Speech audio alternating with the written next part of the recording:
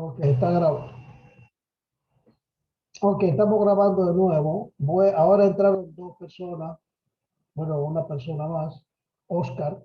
Ya yo lo tendré presente ahorita. Ok, muy bien. Pasamos entonces a compartir de nuevo. Profesor, yo te ahorita en la otra. Sí, sí, no, está bien. ¿No? Lo que pasa es que yo no saqué foto ahorita. Ok, muy bien. Decíamos que había 118 elementos en la tabla periódica. 118 elementos conocidos, estudiados. ¿Ok? De esos 118, 92 son naturales y 26 son sintéticos. Por ejemplo, naturales son el oro, el hierro, el aluminio, el oxígeno. Son elementos naturales. Por poner algunos ejemplos. Y sintético sería, por ejemplo, el herbio, el lutecio, el europeo, el americio, por decir unos cuantos, pero son 26. Entonces, todos los elementos de la naturaleza se representan por un símbolo. Un símbolo. Y ese símbolo es su primera letra en mayúscula de su nombre en el idioma que sea que se lo pusieron. Su primera letra en mayúscula y o su primera letra en mayúscula y la segunda en minúscula. Por ejemplo, vamos a poner aquí, estoy compartiendo una pantallita, una pizarrita, déjeme ver si me la pone como yo quiero.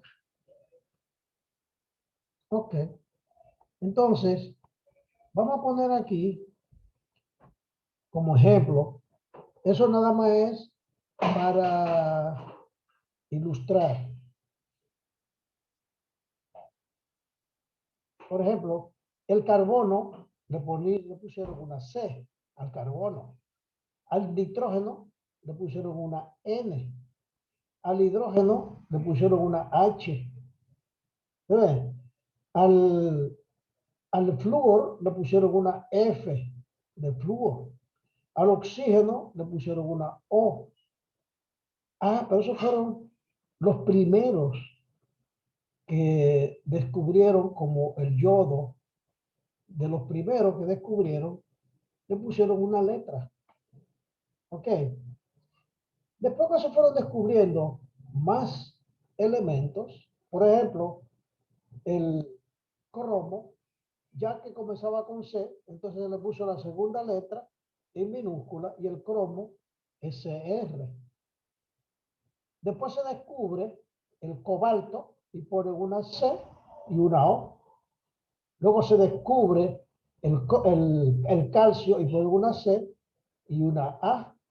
Luego se descubre el cloro y pone una C y una L. Ya usted sabe entonces que el carbono se descubrió primero que todos esos. Igual el níquel con el nitrógeno se escribe Ni. Ese es el símbolo del níquel.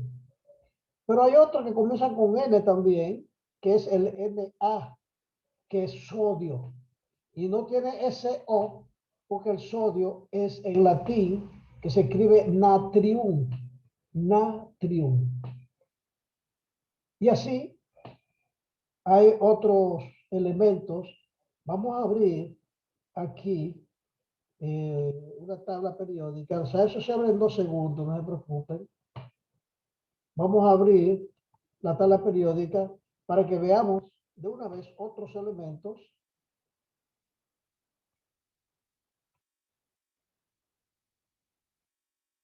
Segundo.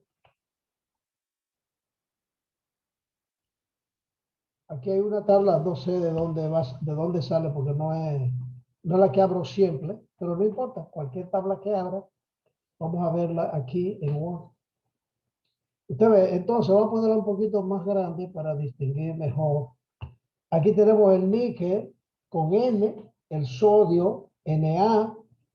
Si usted ve allí arriba está el nitrógeno, no hay más con N. Yo creo que no. Ah, bueno, está el niobio, Nb, está el neodimio, Nd. Aquí está el cerio, Ce, con O, con C. ¿Usted ve? Y así tenemos que con H tenemos el helio, que se descubre después. También tenemos el mercurio con H. Tenemos el flúor, pero también tenemos el hierro con E. También tenemos el francio. Tenemos el oxígeno, pero también tenemos el orguenón, que es un gas noble. También tenemos el osmio. ¿Usted ve? O sea que los elementos se representan por un símbolo y su nombre es la primera letra en mayúscula y la segunda en minúscula de su nombre en su idioma original. Por ejemplo, tenemos el oro, que es AU. ¿Por qué es AU? Porque el nombre es Aurum. El hierro, que se lo dije aquí, el hierro es Fe, porque su nombre, el Fe en latín, es ferrum. Y le pusieron Fe. Ok. Ya ustedes saben entonces que los elementos se representan por un símbolo. Y ese símbolo tiene su primera letra en mayúscula y la segunda en minúscula. Y solamente hay unos cuantos que nada más tienen una letra. Creo que son 11, que son el hidrógeno, B1, boro, carbono, nitrógeno, oxígeno, flúor, fósforo, azufre y yodo. Y el potasio. Son 11. ¿Ok? Esos 11 son los únicos que tienen una primera letra y son los que se descubrieron más viejos. ¿Ok? Disculpe, profesor. Dígame. Vi el itrio ahí también, que no tenía. Ajá, claro, con I, sí, con I. Con I está el itrio. Aquí está el yodo y por aquí está el itrio. Con I está el indio y está también el iridio, que está acá con I. Pero como ya está el yodo, entonces se la pone la segunda letra al siguiente que se descubre. No, yo digo el itrio, que tiene una sola letra, la Y. También. El itrio, con Y, así mismo es. Con una Y, son 12. Así mismo, exactamente. Gracias. Y aquí tenemos otro, aquí está el uranio también, que es una sola letra, que lo vamos a ver cuando estudiamos la tabla periódica. Ok, pero para que ustedes vean, pues, los elementos se representan por un símbolo que normalmente es mayúscula y minúscula. ¿Ok? La mayoría de los casos, digamos, los símbolos, como dice ahí, es en su idioma. Aquí tenemos el sodio, que es Na, el hierro, que es Fe, el oro, que son. Y los compuestos son unión de dos o más elementos. Los compuestos, unión de dos o más elementos. Por lo tanto, sí se pueden descomponer en sus elementos de forma química. Un elemento no se puede descomponer más, pero un compuesto sí se puede descomponer en sus elementos. Por ejemplo, la sal de mesa, el cloruro de sodio o sal común, si le pasa una corriente de agua a una solución que tiene sal, se descompone en cloro y sodio, que son iones de cloro, iones de sodio. Como ustedes ven, después vamos a explicar por qué el cloro tiene un 2 ahí. Eso lo van a estudiar después. ¿Ok? Hay algunos que están entrando y saliendo. Ese es el problema de la red. Entonces dijimos que los elementos se representan por un símbolo, pero los compuestos se van a representar por una fórmula química. Y esa fórmula química me da información de cuáles elementos lo forman y cuántos hay de cada uno. O sea, y en qué proporción, en qué relación están. Por ejemplo, en una molécula de agua, tiene su fórmula es H2O. El agua, su fórmula es H2O, que tiene una relación, una proporción en átomo 2 a 1. 2 a 1. Pero una proporción en masa 11.11% y 88.88%. O sea, una cosa es relación y otra cosa es proporción. La proporción, átomo por átomo, a 2 a 1, eso no se dice proporción, se dice relación. Una relación. ¿Oh? Y una proporción por masa distinta. Por ejemplo, la fórmula del dióxido de carbono es CO2, que me dice que tiene un átomo de carbono y 2 átomos de oxígeno. Y una molécula de esto pesa 12 más 32 son 44. 12 entre 44 me da el porciento de carbono que es más o menos un 22.5%. Y este tiene un 72.5%, 77.5% en masa. Por su relación es 1 a 2. Así vemos, ese subíndice indica que hay 2 átomos.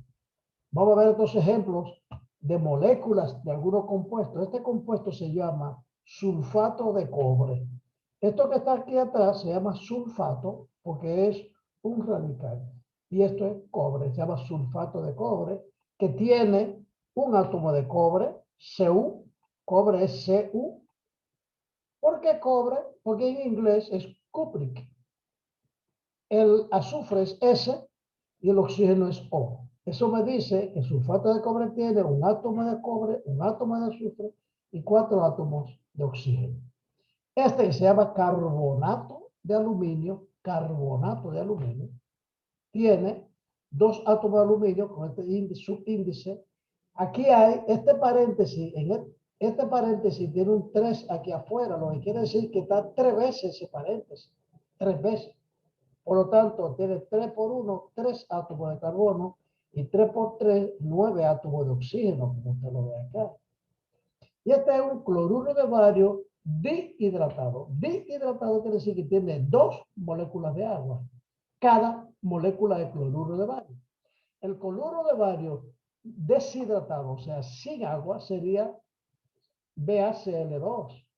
Pero deshidratado es BaCl2, 2H2O. Por lo tanto, tiene un átomo de bario, 2 átomos de cloro, 4 de oxígeno, porque tiene un coeficiente y un subíndice. Cuando tiene un coeficiente y un subíndice, se multiplican los dos. Y si este tuviera un paréntesis y tuviera un 2 aquí, sería 2 por 2 por 2. O sea, que usted tiene que saber calcular la cantidad de átomos que hay en una fórmula, de acuerdo al coeficiente y al subíndice. ¿Ok? Muy bien. Ahora vamos a ver que las sustancias se dividen en elementos y compuestos. Ahora vamos a ver que los elementos, la cantidad más pequeña de un elemento es un átomo que todavía tiene las mismas propiedades de la sustancia total. Y en un compuesto la cantidad más pequeña es una molécula que conserva las propiedades todavía de la sustancia. Los átomos son las partículas mínimas de un elemento. Y se llaman átomos porque se suponía que no se dividía más. Pues se llama átomo. Átomo significa no divisible. A es no y tomo es partes. Entonces, dividir en partes no se hace en el átomo, por eso se llamaba así. Eso fue cuando le pusieron el nombre de átomo. Pero ya el átomo se divide y dentro del átomo hay muchas cosas. Hay un mundo dentro del átomo. ¿Ok? Y un átomo es la parte más pequeña que todavía sigue teniendo las mismas propiedades del elemento. ¿Ok? O sea que un átomo de hierro es hierro. Un átomo de oro es oro. Es la parte más pequeña. ¿Ok? Dice que a principios del siglo XIX, Dalton sostuvo una teoría de que el átomo era indivisible. Sin embargo, ahora mismo se conocen más de 30 partículas dentro del átomo. Y todavía son más. Cuando pusieron este número acá, esta cifra aquí, no se conocía lo que ya se conoce hoy del átomo. Que a propósito, ya vi una información de que el átomo le sacaron una fotografía a un átomo con sus electrones en movimiento. Increíble. Y vamos a ver algunas partículas de las que está en el átomo, pero la inmensa mayoría no la vamos a ver aquí en este curso. Cuando hablamos de un elemento, siempre vamos a hablar de átomos. Cuando yo tengo hierro puro, yo voy a preguntar cuántos átomos hay. ¿Ok? Porque cuando hablamos de un elemento, hablamos de átomos. Nos referimos a átomos como unidad básica. Y cuando hablamos de un compuesto, nos referimos a moléculas. ¿Ok? Siempre vamos a decir átomo de hierro, átomo de cobre, átomo de aluminio, átomo de yodo, átomo de sodio, átomo de hidrógeno. Pero cuando nos referimos a un compuesto, vamos a hablar de moléculas. Molécula de agua, molécula de CO2, molécula de ácido nítrico, molécula de ácido sulfúrico, molécula de hidróxido de sodio, molécula de molécula de compuestos. Cuando son compuestos, se refiere a una molécula, ¿ok? Que es la parte más pequeña de ese compuesto que sigue teniendo las mismas propiedades químicas, ¿ok? Que tienen las mismas propiedades. O sea, un átomo, una molécula de agua es agua. Pero fíjense que una agua está formada por dos átomos de hidrógeno y uno de oxígeno. Que si usted lo separa eléctricamente, se va a descomponer en hidrógeno y oxígeno. ¿Ok? Y esa molécula puede estar formada por elementos, por el mismo elemento o por diferentes elementos. Por ejemplo, si yo tengo este compuesto, vamos a decir, un gas que es nitrógeno gaseoso, son dos átomos. Si tengo hidrógeno gaseoso, son dos átomos. Si tengo oxígeno gaseoso, son tres átomos. Si tengo ozono, son tres átomos de oxígeno. Esos son moléculas del mismo átomo que se llaman monoatómicas. Moléculas monoatómicas, porque son del mismo átomo. Pero si yo tengo moléculas que tienen diferentes átomos, como el monóxido, el dióxido, el amoníaco, cualquier otro, ácido nítrico, ácido clorhídrico, todos esos son compuestos que tienen diferentes elementos, por lo tanto son moléculas poliatómicas. Son moléculas poliatómicas. ¿Ok? Moléculas poliatómicas.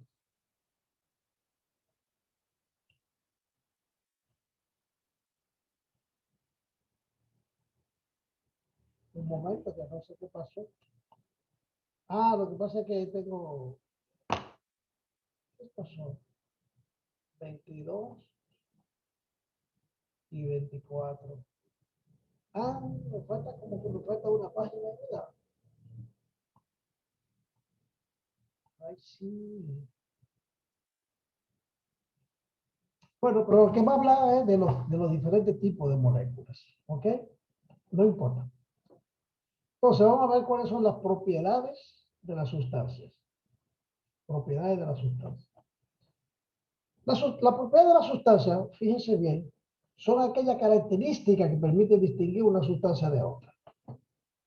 Si usted pone en una mesa 3 vasos y en uno echa agua, en otro echa alcohol y en el otro echa agua de azúcar, azúcar, con azúcar sirope, o sea, transparente.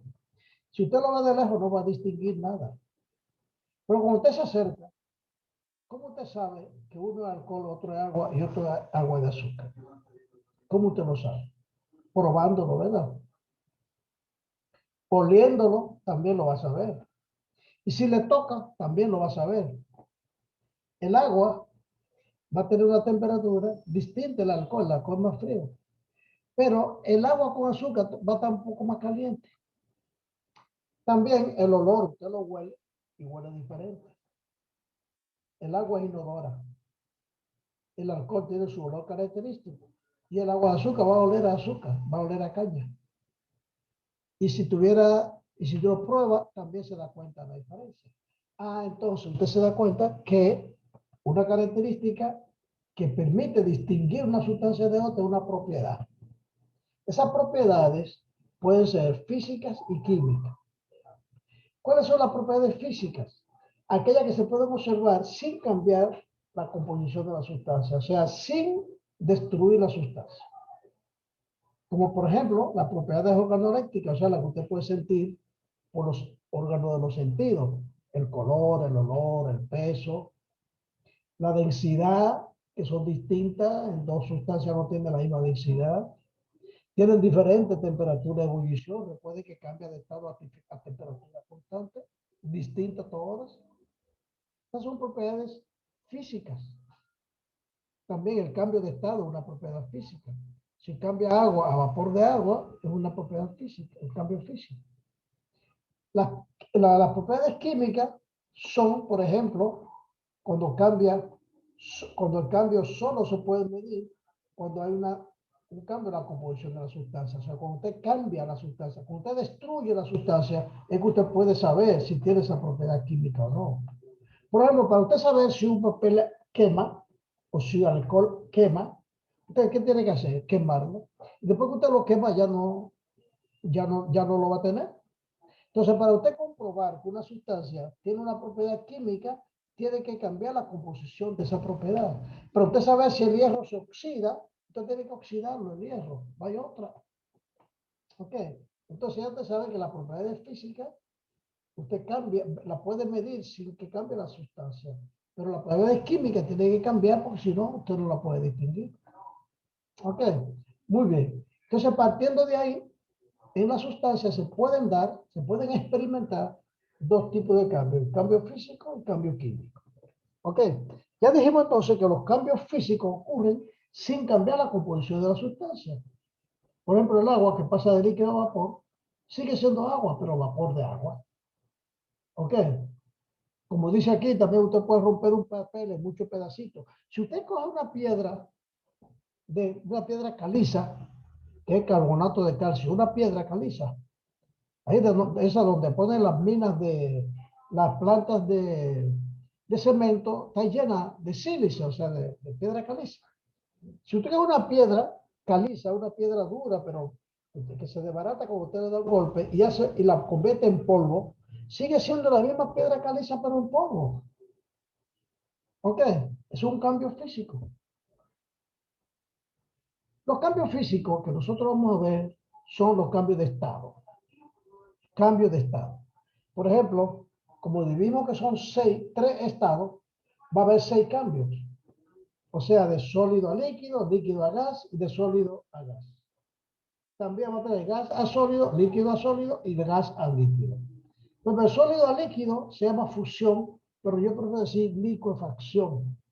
Porque también puede tener otros dos nombres de la fusión, que es licuefacción, pero también es derretimiento, que se derrite. Pero se aplica para diferentes situaciones. Usted habla de licuefacción cuando es un hielo que se derrite, se licúa. Pero usted habla de fusión cuando se funde un metal, por ejemplo. O usted habla de derretimiento cuando derrite una parafina. Pero es lo mismo, por lo tanto, los tres, tanto fusión como derretimiento, como le dije, fusión, derretimiento y licuefacción, que los dos se licúan. O sea, todos se licúan, por lo tanto, licuefacción. Y siempre, cada una de las sustancias lo hace a la misma temperatura. Luego tenemos cambio de líquido a gas, que es, por ejemplo, el agua cuando se evapora, se llama evaporación. Y lo contrario de evaporación es de gas a líquido, que está aquí, es condensación. De sólido a gas se llama sublimación. Sublimación. Cuando pasa de sólido a gas directamente, como por ejemplo, cuando un sólido se gasta y se convierte en gas, como pasa por ejemplo con el alcanfor o con las pastillas ambientadoras. De gas a sólido se llama deposición o también se le llama sublimación inversa. ¿Cuál es ese de gas a sólido? Bueno, cuando un gas se convierte a sólido sin pasar por líquido, como ocurre en la formación de nieve, el agua, el vapor de agua que está en el aire encuentra un aire muy, muy frío, tan frío que no deja que se condense, sino que se pone sólido y se convierte en hielo, como estos días que cayeron granizos por ahí, por el Cibao, unos granizos grandes, eso es deposición. Igual cuando usted saca una cerveza bien, bien fría del freezer, ella no sale, no se moja cuando usted la saca, ¿verdad que no? Lo que hace es que se pone ceniza. Ese cenizo es nieve, vamos a decir, ese es un proceso de frozen que se da, eso es deposición. De líquido a sólido es solidificación, como el agua que se congela, o cualquier líquido que se logre congelar, Siempre en todos estos procesos es un proceso térmico, siempre. Es un asunto térmico. Es un cambio de temperatura. Ese cambio de temperatura pasa por una temperatura de cambio de estado. O sea, usted está enfriando un gas.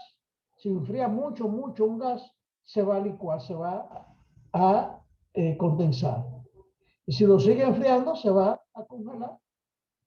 Entonces, el agua, cuando usted le pone sólida, se congela. Pues eso es solidificación. En cambio, digamos, los cambios químicos son aquellos que producen una formación de una sustancia nueva, diferente a las originales. Por ejemplo, cuando usted quema un combustible, se produce un gas más calor, que es CO2 más calor. En la oxidación, si usted oxida hierro con oxígeno, se forma óxido de hierro, que ya es totalmente diferente. Cuando se madura una fruta, ya, como dice la canción, ¿verdad? Plátano maduro no vuelve a ver, de verdad que no. Entonces, eso significa que es irreversible el proceso. Así pasa con la química, aunque hay muchas reacciones que son reversibles. Las orgánicas no son reversibles. Es importante aquí ver entonces que es diferente una propiedad que un cambio. La propiedad se distingue una sustancia de otra, pero el cambio transforma una sustancia de una forma a otra forma. Ok, cambia los estados de agregación. O sea, cambia de aquí, aquí, aquí. Vamos a ponerlo aquí, los estados de agregación, para usted saber que si usted calienta esto, se vuelve líquido. Y si lo sigue calentando, se vuelve gas. Eso es todo. Y cambian de estado a temperatura constante. ¿Ok? Muy bien.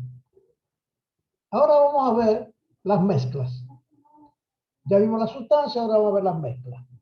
Las mezclas son porciones de materia cuyas características son opuestas a las de la sustancia. O sea, las características de la sustancia son lo contrario, de la mezcla son lo contrario de la sustancia. Primero, no tienen composición constante en todas partes. Y además que su composición puede variar y sigue siendo la misma mezcla. Por ejemplo, cuando usted le echa una cucharadita de sal a un vaso de agua, tiene agua salada. ¿Verdad que sí? Es una mezcla. Si usted le echa otra cucharadita, sigue siendo agua salada, pero más salada. Cambió la composición, pero no cambió la definición de mezcla. Lo otro es que sus componentes sí se pueden separar por medios físicos. Si usted coge esa mezcla, que es sal disuelta en agua, que es una mezcla, porque la sal sigue ahí, si usted evapora el agua, la sal se va a quedar en el fondo, por lo tanto, ya lo pudo separar. Si usted tiene un polvo de azufre y tiene virutas de hierro, y usted hace una mezcla, esa mezcla es heterogénea. La primera, la de la sal, es homogénea, pero esta es heterogénea. Entonces usted le pasa un imán, el imán se lleva la viruta de hierro y el azufre se queda abajo. ¿Ok? Entonces una mezcla, cuando no se puede separar, cuando sus componentes se pueden separar. Y la tercera característica es que no cambian de estado a temperatura constante. No cambian de estado a temperatura constante. Si usted tiene una mezcla, por ejemplo, de alcohol y agua, el alcohol hierve a 72 grados y el agua a 100. Entonces eso quiere decir que la mezcla no tiene una temperatura de cambio de estado, como mezcla. Pero me sirve para yo separar el alcohol del agua. Si lo caliento, el alcohol se va y me queda el agua. El alcohol se va y me queda el agua. Ya lo puedo separar. Por eso, por ejemplo, nosotros no entienden, mucha gente se cuestiona cómo el gobierno dominicano no tiene mucha industrialización del oro. Déjame ver cuánto nos falta. Nos quedan 3 minutos y son las 6:51. No lo vamos a dejar, vamos a volver aunque sea para despedirnos, pero vamos a seguir aquí. Ok, entonces, yo le decía eso del doré, que lo que explota la barriga es doré, oro y plata. Pero el oro y la plata se funden a diferentes temperaturas. O sea que es muy fácil separarlos. Y tú tienes oro puro y plata pura. Entonces usted lo puede comercializar y lo puede mezclar como usted quiera, en la proporción que usted quiera y hacer la aleación que usted quiera. Entonces dijimos que la mezcla se dividía en homogénea y heterogénea. Las homogéneas son aquellas que se presentan en una sola fase, que sus componentes no se pueden observar, como la sal en agua. Usted no puede ver la sal, se ve una sola cosa. El aire, usted no lo imagina, pero ahí en el aire hay muchas cosas. En el aire hay vapor de agua, hay metano, hay CO2, hay nitrógeno, hay hidrógeno, hay oxígeno en el aire, pero usted no lo ve. Pero también hay partículas en suspensión, hay muchas partículas, mucho polvillo, que usted no lo ve.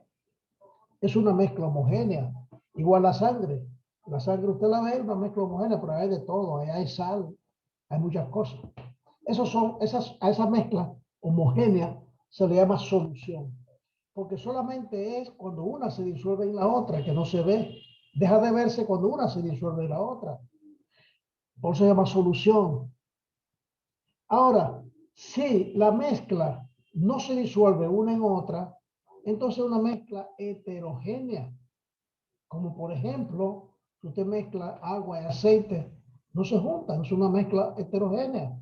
Pero usted la monta las dos en una misma botella, en un mismo envase, y es una mezcla. Como usted junta hierro y azufre en polvo y no se mezclan. Es una mezcla heterogénea. ¿Ok? Entonces las mezclas, en una mezcla, cada sustancia conserva sus propiedades. O sea, como usted disuelve sal en agua, la sal sigue siendo sal, el agua sigue siendo agua. ¿Ok? Muy bien. Ahora vamos a ver las propiedades de la sustancia. Bueno, un momentito, eso está repetido. Entonces, los otros son los cambios químicos. Los cambios químicos, lamentablemente, no nos va a dar tiempo. Debe ver, solo hay 54. Sí, lo podemos ver para no quedarnos con esto pendiente. Vamos a verlo en 15 minutos. Vamos a irnos porque se va en un minuto, pero volvemos de una vez. ¿Ok? Fíjense que los cambios químicos que dijimos son aquellos en los que una sustancia se cambia a otra sustancia. Y esos cambios se llaman reacciones químicas. ¿Ok? Entonces hay 5 tipos de reacciones químicas. En todas las reacciones que existen en el mundo, nada más son esas 5. Claro, hay miles de reacciones con otros nombres, pero en síntesis, una de esas 5 será. Lo que pasa es que le dicen otro nombre. Por ejemplo, aquí tenemos una reacción de sustitución simple. Por la sustitución, si es por un halógeno de la tabla periódica, se llama halogenación. ¿Ok? Como yo les dije a ustedes, la margarina es aceite hidrogenado. Bueno, pues hidrogenación de aceite, que le llaman, pero es sustitución. Ok, entonces de estos 5 tipos son los que hay. Quedan 39 segundos. Muy bien. Ah, no. Queda menos de un minuto y se puede ir en cualquier momento. Cuando se vaya, volvamos de una vez, por favor. ¿Ok? Y vamos a ver.